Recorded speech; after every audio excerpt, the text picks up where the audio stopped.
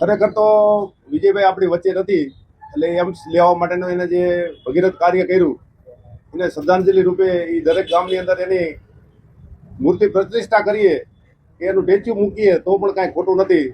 તો આ તકે નરેન્દ્રભાઈ મોદી, અમિતભાઈ શાહ, આપણા ગુજરાતના હાલના મુખ્યમંત્રી ભૂપેન્દ્ર પટેલ, આપણા ડેપ્યુટી સીએમ હર્ષભાઈ, અમારા પ્રદેશ પ્રમુખ જગદીશ વિશ્વકર્મા સાહેબ, આમ તો મોટા ભાગે વાકેફ કરીને આજે રસ્તો બિસ્માર હાલતમાં હતો.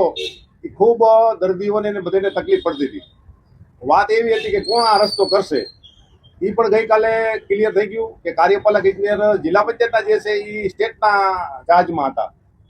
સ્ટેટના ચાર્જમાંથી જિલ્લા પંચાયત સ્ટેટ બે ભેગું હતું એમ. એટલે ગઈકાલે બધું સરકાર આરે બધા પરામર્શ કરીને એવા નિર્ણય ઉપાય આવ્યા કે હવે રસ્તો કાંઈ પણ ખરાબ થાય, આજે રસ્તો ચાલુ થઈ ગયો એમ. તો એ રસ્તાની મરામત જે બ્રિજનો કોન્ટ્રાક્ટર છે એ કરશે, અને ત્યાં હવે એક પણ ખાડો પડવા નહીં દે, અને ડામર રોડ અત્યારે નહીં કરે, મેટલિંગ રોડ કરશે. કારણ કે ડામર રોડ એને જે ડિઝાઇન છે રેલવેના ઓવરબ્રિજની, એ ડિઝાઇનની અંદર આવી જતું હોવાથી હજી પણ બીજો બાયપાસ કરશે રસ્તો, એવું અમને એને સ્પષ્ટ શબ્દોમાં કીધું છે. સાથે સાથે આંદોલન કરવા માટેની મારી જૂની ટેવ છે, અને તમે બધા એના સાક્ષી છો. આપણે કોઈ કામ ખેડૂતોને કે લોકોને તકલીફ પડતી હોય એમાં ક્યાંય પાછી પાણી કરતા નથી.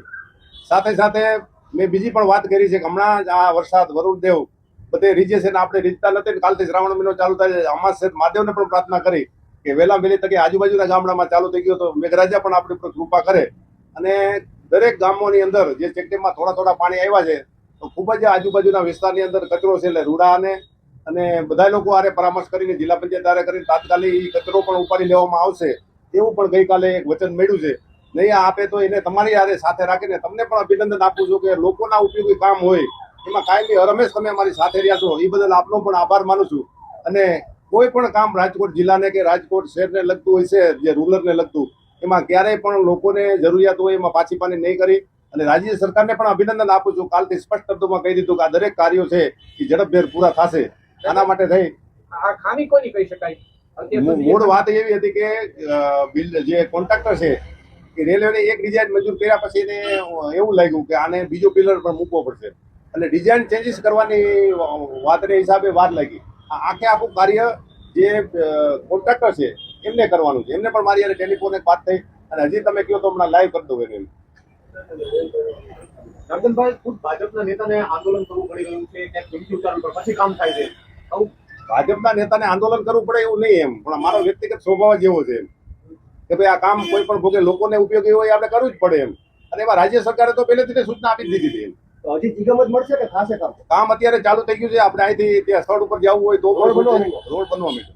નર્દનભાઈ, તમે એવું માનો છો કે લોકોના પ્રશ્નો હોય તો કોઈ પણ પાર્ટી હોય અથવા તો કોઈ પણ આગેવાન હોય એમને લોકોની પડખે રહી અથવા ખેડૂતો કે ગામ લોકોની પડખે રહીને પ્રશ્નોનું નિરાકરણ આ રીતે લાવવું 100% અધિકારીઓની આંખ ખોલવી 100% લેવું જોઈએ. બીજા નંબરમાં કે હવે કોઈ એવો સમય નથી કે તમે આયા કરો, લોકો કામ જોઈશે લોકોને, અને કામ કરવું પડશે. 95 થી તમે અમારા સાક્ષી છો. અમે સંગઠનમાં પણ કામ કર્યું છે, જિલ્લા પંચાયતમાં કામ કર્યું છે, કોઈ લલિયા વેડાના કામ કર્યા જ નથી એમ. જે કામ કર્યા છે લોકોની વચ્ચે વટથી કર્યા છે. હજી પણ અમારી ટીમોની બધી સક્રિય કરી અને જિલ્લાની નવી ટીમો આવી છે, તાલુકાની નવી ટીમો આવી છે, એની પાસે પણ સતત પ્રવાસો કરાવશું અને ગામના ખેડૂતોને, નાના વર્ગને જેને જેને જે જરૂરિયાત હોય એ ગામે જઈને પૂરી પડાવશું એમ.